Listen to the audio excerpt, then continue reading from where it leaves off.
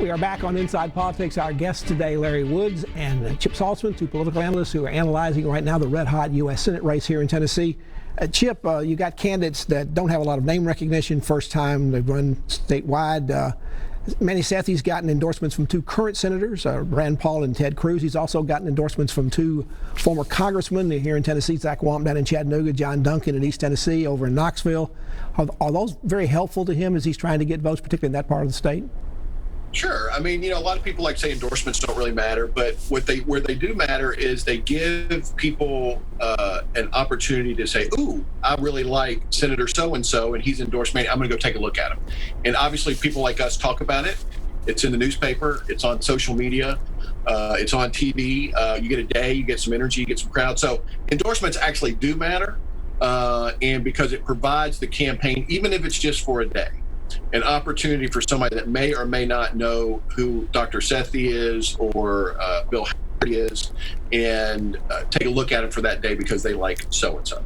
And in a race like this, it's so tight, every vote and every endorsement matters. So it's important. Larry, on the Haggerty side, he got an endorsement. He's got Tom Cotton from Arkansas on his side, but he's also gotten an endorsement from Marsha Blackburn, the other U.S. Senator from Tennessee.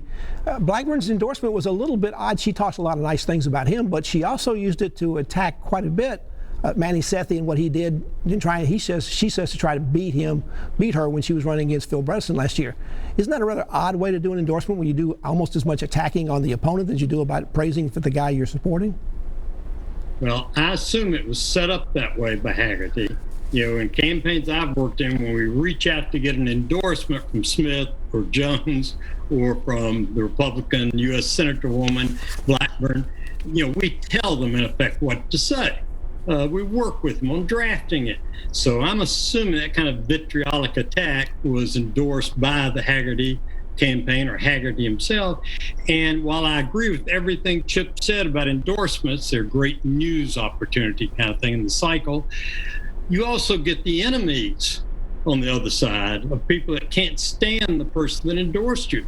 And Marsha Blackburn's a very volatile, very divisive personality in Tennessee, got lots of followers, obviously. She won that election. She's also got lots of people that really don't like her. And one of the reasons they really don't like her are these kind of statements that she made. So it really made me wonder. I think I would have been, if I were the candidate, I would have been a lot happier with the traditional kind of endorsement by the Republican U.S. Senator of, oh, my candidate's a great person, he'll do a great job kind of endorsement. Chip, let's move on to the national political conventions. They date all the way back to 1832 when Andrew Jackson was renominated for president for a second time. It appears the pandemic has certainly changed conventions forever. They're all going to be almost virtual this year. Have they killed conventions forever as well? Have we seen, people already said it was a dinosaur. Is it now going to be extinct like dinosaurs? Yeah. First of all, let me defend my friend Marsha Blackburn for a second. Most of the people don't like her voting in the Democrat primary. And she did manage to clear the Republican field when she was running for United States Senate and beat a very well-funded friend of yours, the mayor of Nashville, for Phil Bredesen by double digits. So all in, I'll take the endorsement. But anyway, conventions, I hope, will go back to normal at some point. Obviously, 2020 is different in every way. I agree with the Facebook meme. I'm giving 2020 a 1 star. Not a good year. Do not recommend. But conventions are meant to be, 100 years ago, they were actually about the process of nominating the president of the United States and the vice president. Now they are more media-driven events that talk about the excitement level and do the process stuff, but really it's a big kickoff to the fall campaign that both parties can get excited about as they kind of put their primary fights behind them, come together as a party, and move forward to win in November. I hope we get back to that, but this year is going to be a whole different ball of wax with especially the president canceling his acceptance speeches, but there'll still be a process convention that will happen in Charlotte. Larry, in terms of conventions being sort of a media event and people are always looking for who's going to get the best jump or best bump out of their convention for their ticket, how are we going to figure that out this year? Are people going to watch this on a virtual basis? And what's he going to do for any one of these tickets? Is it just going to be a dud or is it going to be a big deal still? I think there's going to be no convention bump. The reason we get the convention bump for each candidate of the major parties is because they go on for 3, 4, 5 days. They dominate the traditional television news cycle, and just giving an acceptance speech or nomination and acceptance speech won't dominate, and therefore I don't think there'd be much of a bump. So why is Trump saying, okay, I'm canceling the Jacksonville convention? I think that's cold, hard politics. I think Trump's new campaign manager is telling him, if you go down there and bring, 10,000, 5,000 people from all over the United States, and there's then a spike in the COVID-19 virus epidemic in Florida, voters in Florida are going to blame you, Mr. Trump, and you can't afford to lose any voters in Florida. Neither side can.